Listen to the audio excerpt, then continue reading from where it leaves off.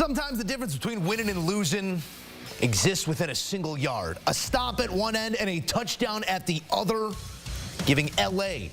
their fourth victory of the season, taking down Seattle in overtime thanks to this dot from Matthew Stafford.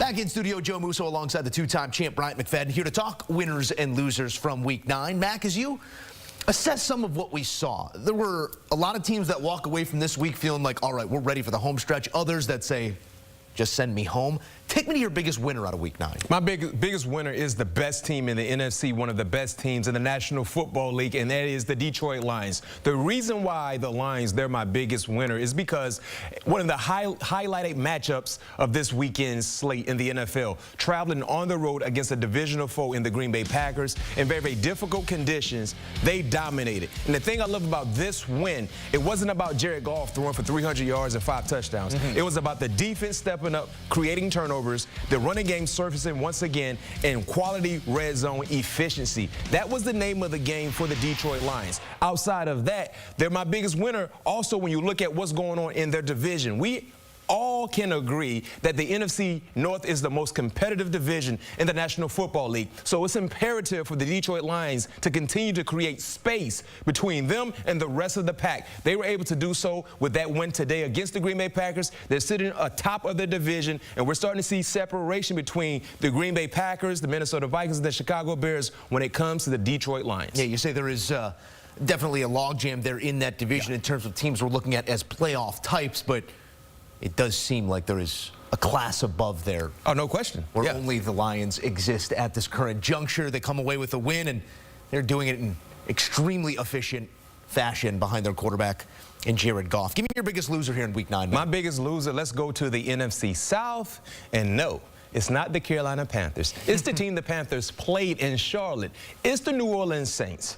Losing to the Carolina Panthers is one thing, but losing to the Carolina Panthers, being one of the worst teams in the National Football League, is another thing. That's what happened today. 23-22, Derek Carr returned to the lineup. I understand you lost Chris Olave during this ball game, but yet and still your franchise guy was back in the lineup, and you lose to a Bryce Young-led Carolina Panthers. And get this, not only are you 2-7 in 9 games, you're currently dead last in the NFC South. That's unacceptable for a team that started 2-0 in the season.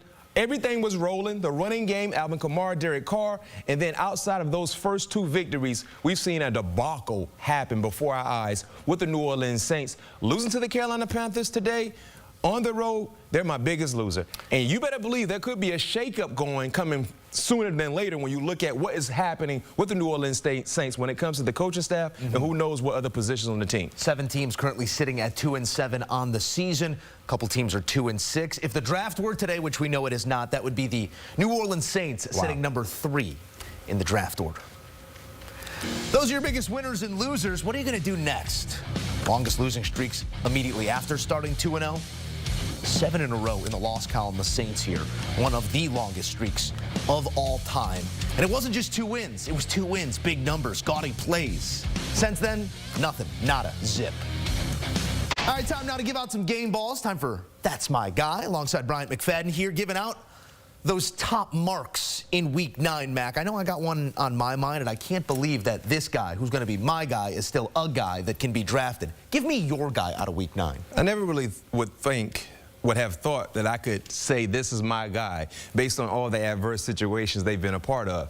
But my guy led his team to a much-needed win, a surprising win to say the least. And you know who that guy is? He should be your guy as well. Bryce Young. Wow. Yes, when you look at all the adverse situations he's been a part of, not living up to the billing, being benched, being back in the lineup, fighting, trying to compete, keeping his mouth closed, being the ultimate professional. And today in a divisional matchup, guess what? 23-22, Carolina wins with Bryce Young as a starting quarterback. He didn't wow you with his numbers. He did just enough. 171 yards, a touchdown. That was just enough for them to win the ball game. And when you look at what he's been going throughout his entire professional career, especially in year 2, this is a big-time achievement for Bryce Young. So, Bryce, you're my guy.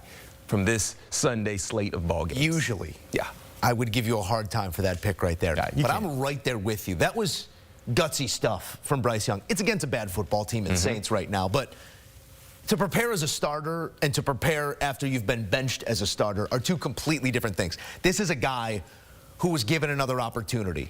Now, however that opportunity might come to you, obviously adverse situations there for Andy Dalton, his family, but this was the way he was given his second chance. And if he could take this second chance and run with it, maybe he won't be the future of the Carolina Panthers, but he has a future in this league. He will get an opportunity somewhere, Mac. As you look at what Bryce Young did with this opportunity, does it beg another one? This is a team with the only goal really right now being figure out how to lay a foundation, get some convincing decision-making from your head coach, move forward with the pieces that you have. Now, you still might need to find out if you're moving forward with Bryce Young. Rookie contract, he's there. You're either moving him, or he's your backup, or he's your starter. Do you start Bryce Young again? Next week, yes.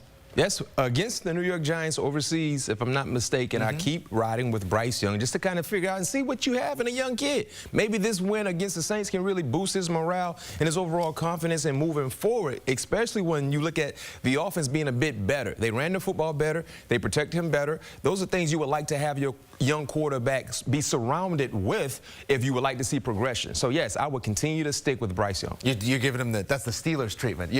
It's your show until it's not. Hey, you don't walk away from the blackjack table after hitting blackjack, right? You stay. Hey, that's how you make money. No question. Let's turn to my guy, and now you went a little bit off rails, esoteric, a little bit second page, if not third or fourth. I'm taking you to page 1, line 1, player 1. Likely your MVP, already a 2-time. Why not make it 3? Because we have seen Lamar Jackson play at an MVP level before. We are seeing him at a level right now that we have never before. He's been spectacular. Yes, he has. He has been run complement to an all-world passer, not pass complement to an all-world runner.